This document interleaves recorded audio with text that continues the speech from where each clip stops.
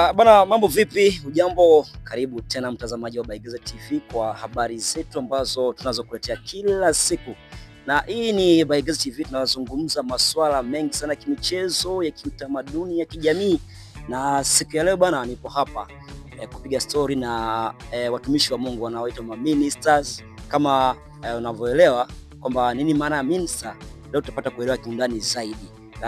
Kikubwa cha kufanya usahau kusubscribe, like, kushare vile na comment ili twende wote kwa pamoja. Naitwa Andrew Baigiza, niite hivyo, mtu bora zaidi. Na hapa nipo na ministers. Kwanza naitwa kwanza atajitambulisha mwenyewe kama anaitwa nani. Kaka, Bwana asifiwe. Amina, Bwana Yesu asifiwe. Uko vizuri kabisa? Niko salama. Mambo yanaenda? Yanaenda. Au sio? Lakini hivi niko na mtumishi mwingine hapa. Bwana asifiwe kaka. Amina, Bwana asifiwe. Uko vizuri kabisa? Poa kabisa. Umepoa sana. Nimetulia. Ndani ya Yesu. Kabisa, hongera sana. Sasa bwana, kikubwa zaidi leo tunazungumzia, watu wengi wamekuwa wakiwa na maswali mengi kwamba kuhusiana na tunapozungumzia minister. Tunakuwa tuna maana gani? Kwanza nikianza na mtumishi wa Mungu Minister Daudi Nkui. Neno minister linatumika, ni neno ambalo limekuwa linatumika sasa hivi na watu wengi. Sasa sijajua kwamba wanaelewa maana yake kabisa kiuhalisia, lakini kwa maana tu ya minister ni mtumishi wa Mungu. Ni mtu yeyote ambaye anaweza akamwakilisha Mungu kwenye kile kitu ambacho Mungu amemwelekeza. Pengine kwa upande wako Minister Jacob Kituliko, wewe unasemaje hapo?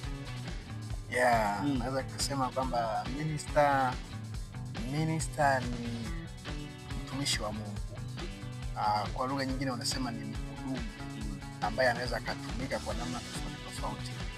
Aidha akawa ni mwimbaji, lakini sometimes anaweza akawa hata mchungaji anapokuwa anatoa neno la Mungu na kuhudumia pale, ana minister.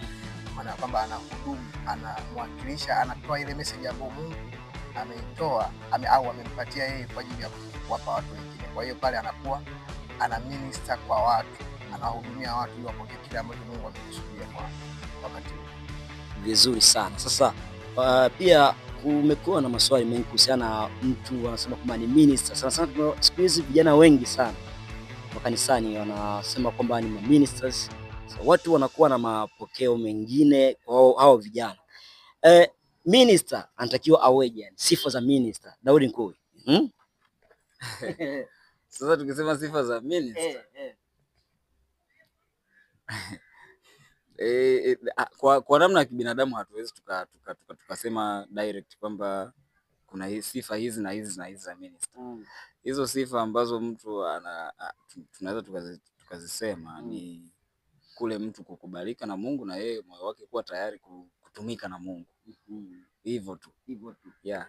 Jacob, umemsikia Minister Daudi? Wewe unasemaje? Yaani sifa kuu ya minister kwa sisi vijana sana sana ambao tuko makanisani, tunaimba, tunatumika madhabahuni, sifa anatakiwa aweje?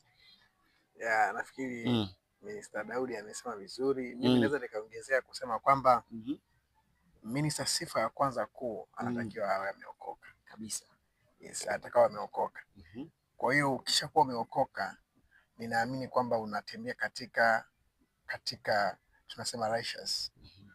Kwa ukiwa unatembea katika hiyo righteous way, maana yake automatic wewe utakuwa unaongozwa na roho namna gani unapaswa kuwa, kuanzia kuvaa, kuzungumza, kuenenda, namna gani unataka uishi na watu. Hutajiongoza wewe kama wewe, ila ndio Mungu ndani yako atakusaidia uchukuliane vipi na watu, uishi vipi na watu, kwa sababu umebeba kitu ambacho kina manufaa kwa watu wengine. Kwa hiyo ni sifa moja kubwa.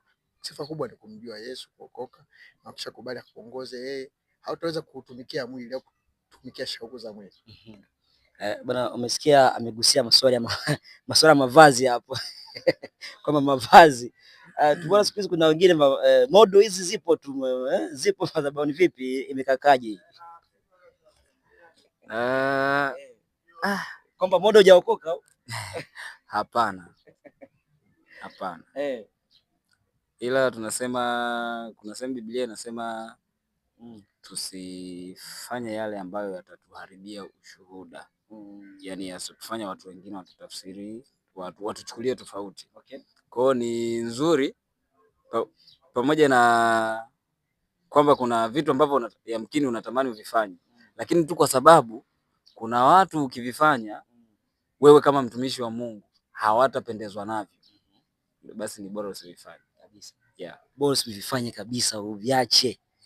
Sasa wewe unadhani sasa vijana kama hawa ambao wanapenda modo tunawasaidiaje sasa kwa sababu kuna wengine hapo mtaani, Mr. Jacob, tunawasaidiaje hao?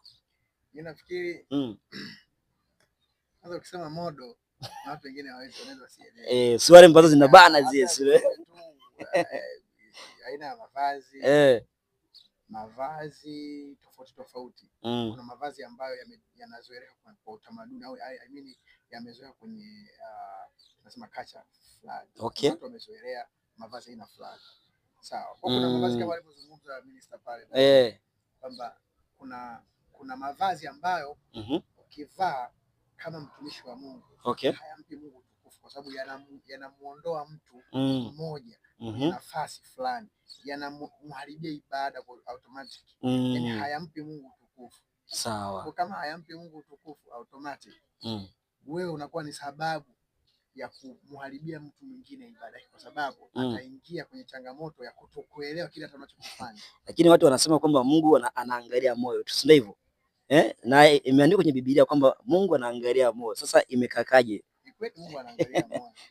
Lakini tujue kuna tofauti kati ya moyo na roho. Sasa kusema Mungu anaangalia moyo, moyo upi? Moyo kwa maana ya moyo wa nyama au moyo kwa maana hiyo, kwa sababu tunasema hata neno la Mungu tulihifadhi moyoni. Unajua